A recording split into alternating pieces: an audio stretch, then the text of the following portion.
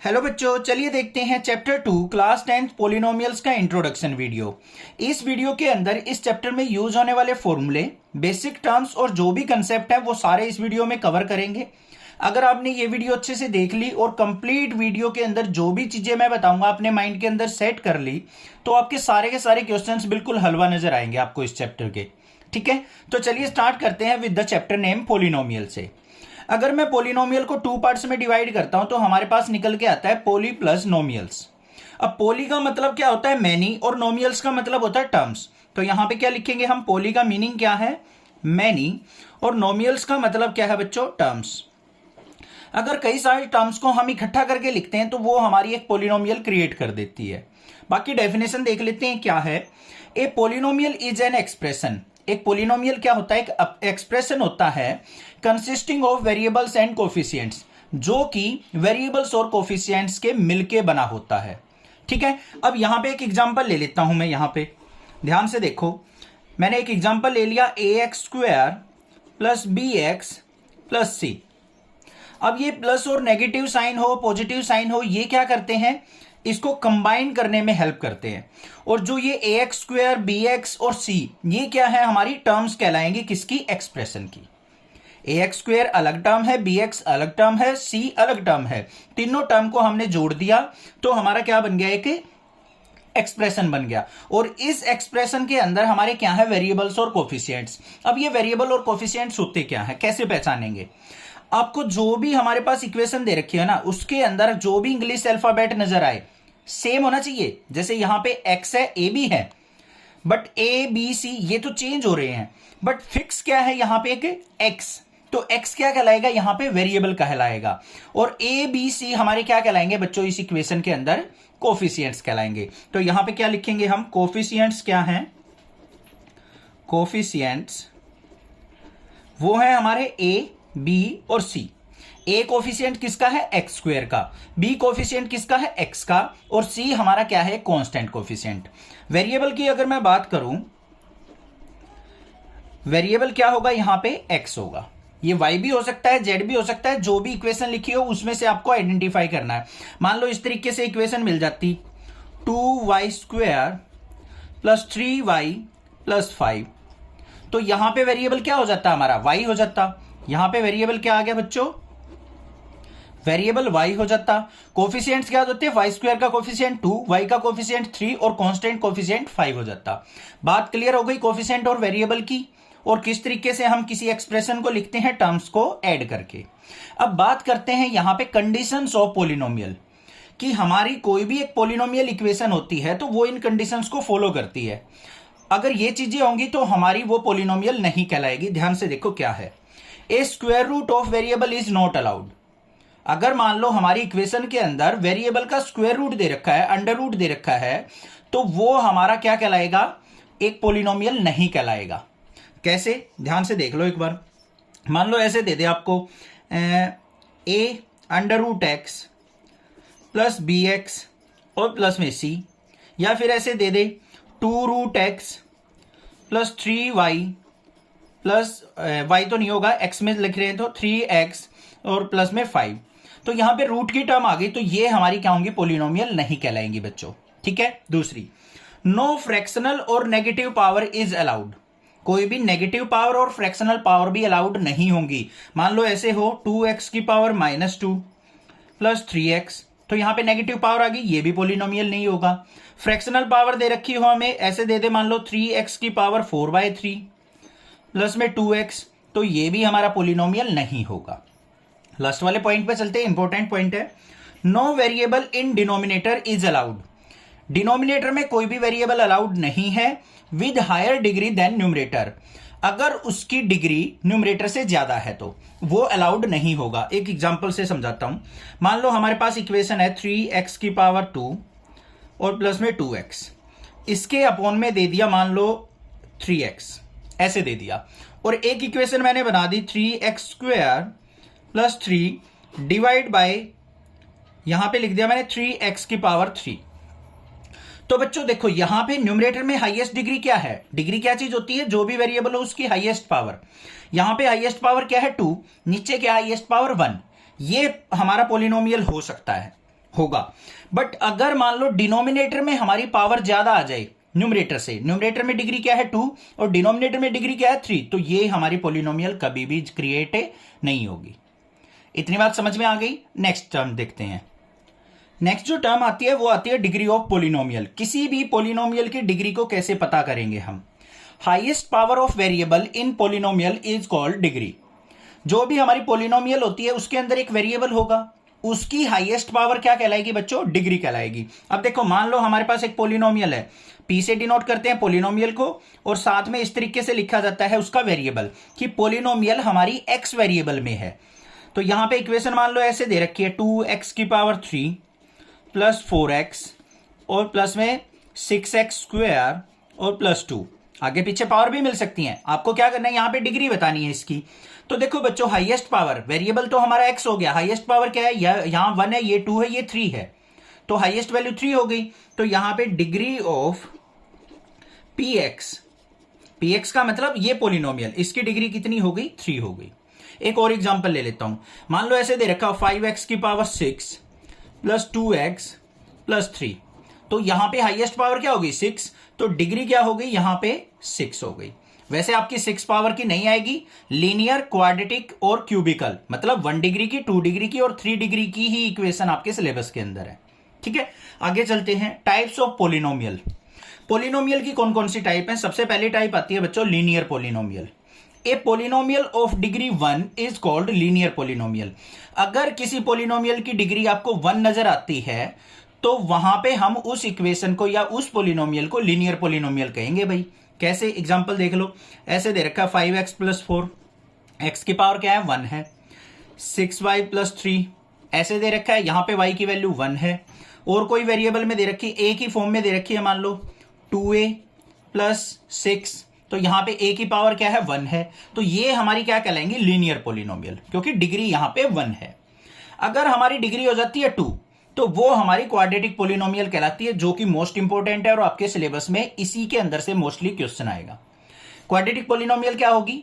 अगर हमारी जो वेरिएबल की पावर क्या हो या डिग्री क्या हो, हाईएस्ट पावर 2 हो, तो वो हमारी क्वाड्रेटिक पॉलिनोमियल कहलाएगी। कैसे? एग्जांपल के तौर पे मान लो ऐसे इक्वेशन है, क्या दे दे? X square plus 2x plus 3, या फिर y की फॉर्म में दे रखी हो y square plus 3y plus 2, तो यहां पे देखो वेरिएबल की हाईएस्ट पावर क्या है? 2, तो ये हमारी क्या कहलाएंगे? क्वाड्रेटिक पॉलिनोमियल कहलाएंगे बच्चों। नेक्स्ट बात करते हैं क्यूबिकल पॉलिनोमियल। क्यूबिकल पॉलिनोमियल क्या होगी? Polynomial of degree 3 is called cubical polynomial, जिसमें डिग्री 3 होगी, इस तरीके से होगी, px इज इक्वल टू मान लो 4x cube plus 2x plus 3x square plus 4 ऐसे दे रखी हो, तो यहां पे हाईएस्ट डिग्री क्या हो गई? 3 हो गई, तो ये क्या कहलाएगी बच्चों? हमारी क्यूबिकल पॉलिनोमियल कहलाएगी। इतनी बात भी क्लियर हो गई, कोई दिक्कत नहीं होनी चाहिए। अब लास्ट एंड फाइनल जो टॉपिक बचता है और मोस्ट वीआईपी टॉपिक, वो होता है zeros of a polynomial. Zeros of polynomial का मीनिंग क्या होता है? These are the real values. Zeros of polynomial क्या होती हैं? रियल वैल्यूज होती हैं of variables for which the value of polynomial become zero.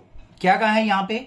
जो भी हमारी पॉलिनोमियल होती है बच्चों, उसके अंदर एक वेरिएबल होता है, उन वेरिएबल्स की कुछ रियल वैल्यूज होती हैं जिसके ऊपर हमारा पूरा पॉलिनोमियल क्या हो जाता है? जीरो बन जाता है। अगर उन वैल्यूज को हम अपनी पॉलिनोमियल के अंदर पुट करते हैं ना, तो पॉलिनोमियल की वैल्यू जो आएगी, रिजल्ट जो आएगा वो जीरो आएगा।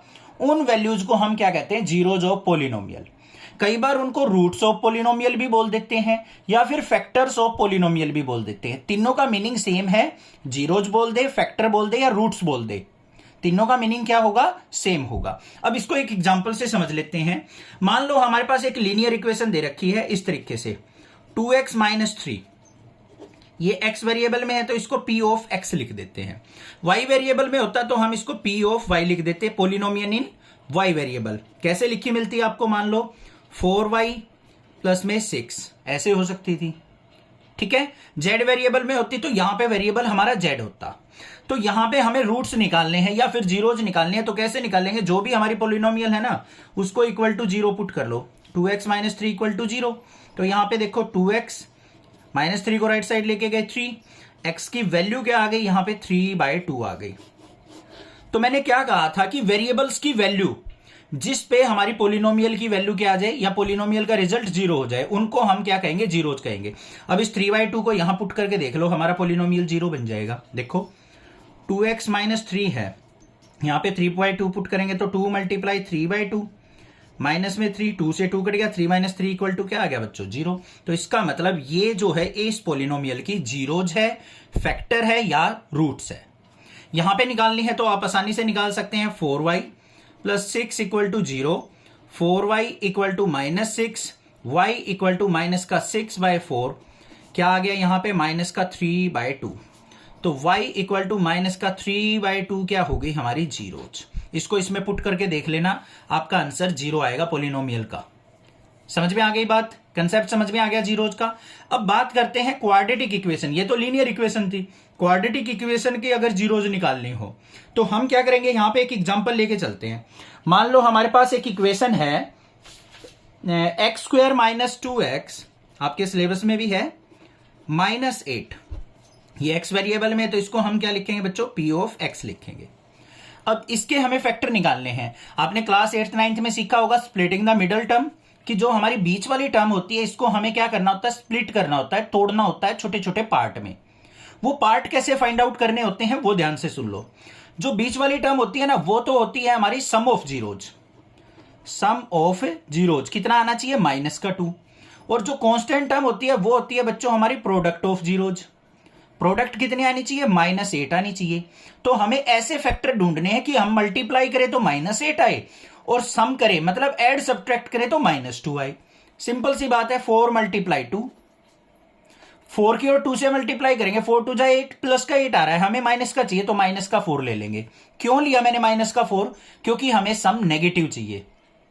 अगर यहां पे प्लस का 2 चाहिए होता तो हम क्या करते, छोटी टर्म को नेगेटिव ले लेते। समझ में आ रही है ना बात।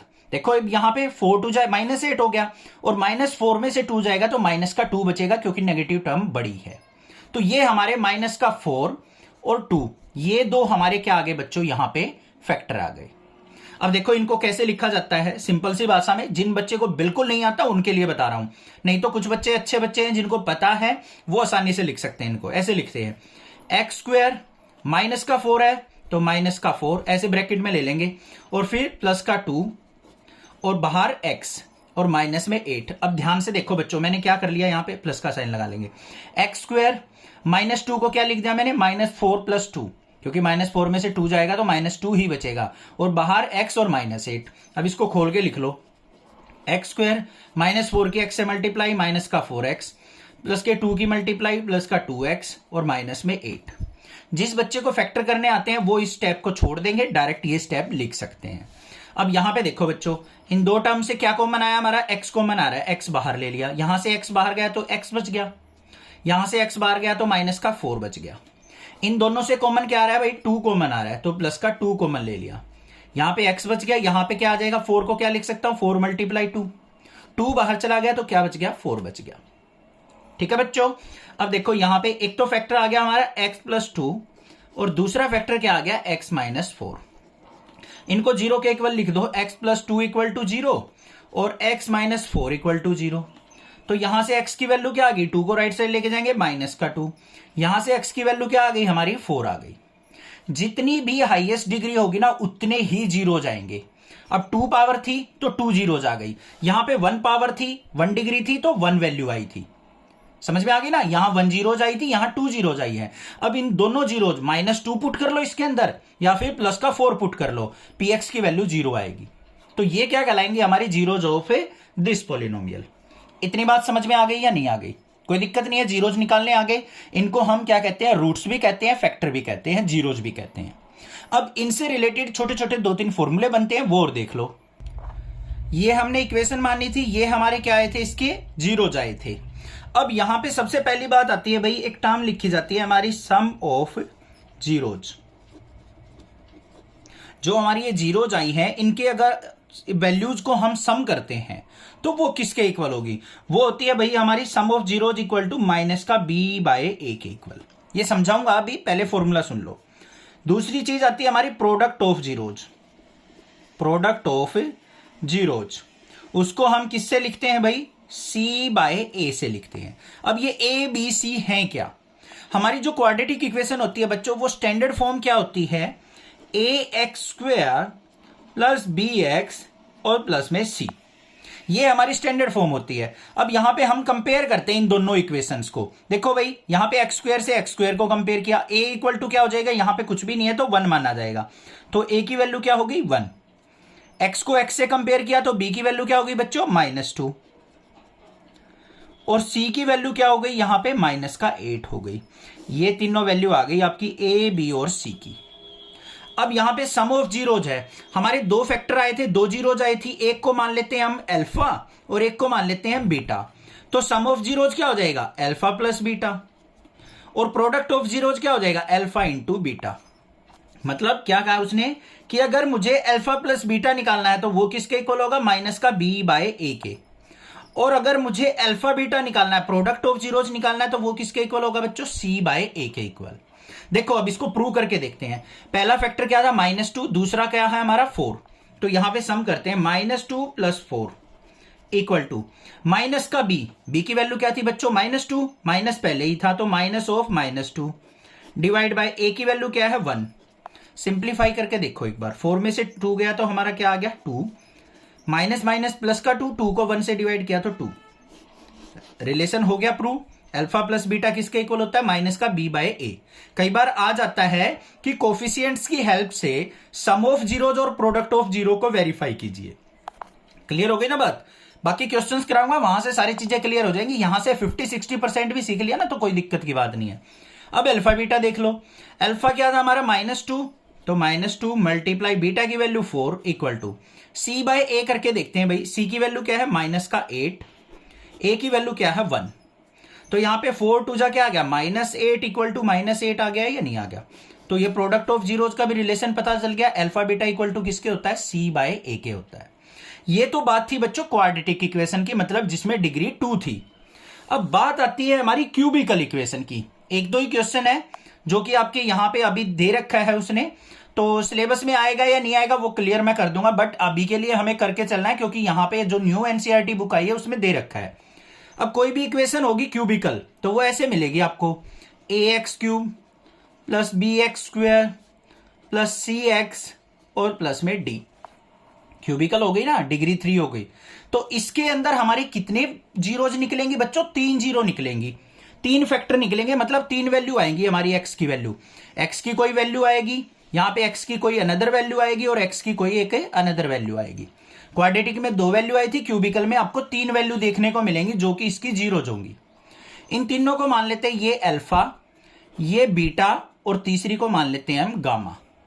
अब यहां पे हमारा एक होता है sum of zeros, sum of zeros. Sum of zeros क्या होंगी, alpha plus beta plus gamma. अगर हम इन तीनों को ऐड करते हैं तो वो हमारा किसके इक्वल होगा बच्चों, माइनस का b बाय a के इक्वल। ये चीज ध्यान रखनी है, a b c d की वैल्यू हम कंपेयर करके निकाल लेंगे, कोई भी इक्वेशन दे रखी हो। दूसरी आती है हमारी sum of product of zeros.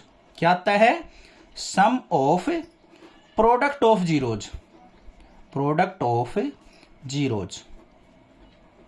इसका मतलब alpha beta plus beta gamma plus gamma alpha.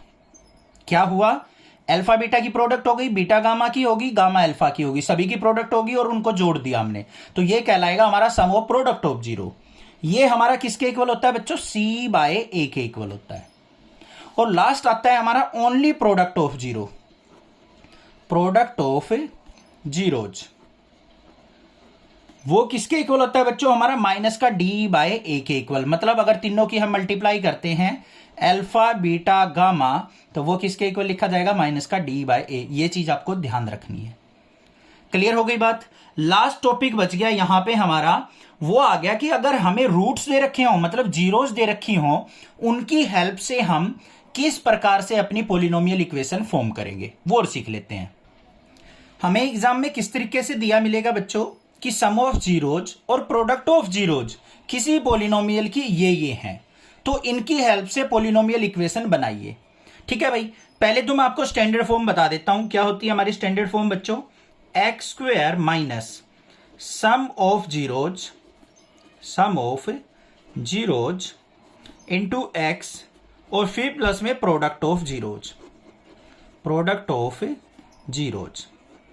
या तो ऐसे याद कर लो या फिर ऐसे कर लेते हैं, x square minus sum of zeros क्या आते हैं, alpha plus beta into x और फिर प्लस में प्रोडक्ट ऑफ जीरोज मतलब अल्फा बीटा। ये किसके इक्वल होती है बच्चों, जीरो के इक्वल होती है ये इक्वेशन। अब एग्जांपल समझ लो, यहां पे मान लो सम ऑफ जीरोज आपको दे दे 3 है और प्रोडक्ट ऑफ जीरोज मान लो दे रखा हो इक्वेशन 2 है। तो इस 3 और 2 की हेल्प से आप एक पॉलिनोमियल इक्वेशन बनाइए। देखो कैसे करना है हमें, x square minus sum of zeros क्या दे रखा है 3, तो यहां पे 3 पुट कर लेंगे इंटू एक्स, फिर प्लस में प्रोडक्ट ऑफ जीरोज क्या दे रखा है 2, तो यहां पे 2 पुट कर लेंगे इक्वल टू 0। ये बन गई equation, x square minus 3x plus 2 equal to 0। Last एक छोटा सा एग्जांपल और बता देता हूं। अगर मान लो ऐसे दे रखा है सम ऑफ जीरोज आपको दे रखा है मान लो 1/4 और प्रोडक्ट ऑफ जीरोज मान लो दे रखा है, प्रोडक्ट ऑफ जीरोज वो मान लो बच्चों दे रखा है 2। तो इक्वेशन कैसे बनाएंगे, ध्यान से देखो, ऐसे ही x square minus sum of zeros कितना दे रखा है 1/4 पुट कर लिया 1/4 इंटू एक्स, फिर प्लस में प्रोडक्ट ऑफ जीरो कितना दे रखा है प्लस में 2 इक्वल टू 0। अब आपको ऐसे ही इक्वेशन नहीं छोड़नी है, ये इसको सिंप्लीफाई करना है बच्चों। इसके अपॉन में 1 मान लेंगे, इसके अपॉन में 1, तो एलसीएम कितना बना यहाँ पे 4। 4 को 1 से डिवाइड किया 4 आ गया, 4 की एक्स स्क्वायर से मल्टीप्लाई 4x स्क्वायर, 4 की 4 से डिवाइड करेंगे 1 आएगा, 1 की x से मल्टीप्लाई माइनस का x, फिर प्लस में 4 को 1 से डिवाइड किया 4, 4 2 जा 8 इक्वल टू 0, 4 की 0 से मल्टीप्लाई करेंगे 0 हो जाएगा। इक्वेशन क्या बन गई, 4x square minus x plus 8 equal to 0। ये हमारी पोलिनोमियल बन गई, जिसकी सम ऑफ जीरोज करेंगे तो 1/4 आएगा और प्रोडक्ट ऑफ जीरोज करेंगे तो 2 आएगा। बात क्लियर हो गई, पूरा चैप्टर मैंने बता दिया है, इससे बाहर कुछ भी नहीं है सिलेबस के अंदर। जो छोटा मोटा कोई पॉइंट होगा तो वो मैं आपको साथ में क्लियर कर दूंगा, बाकी क्वेश्चंस आप करेंगे ना आपको बहुत इजी नजर आएंगे। ठीक है, चैनल को सपोर्ट कीजिए, सब्सक्राइब कीजिए, लाइक कीजिए और अपने फ्रेंड्स में शेयर कीजिए। Thank you students.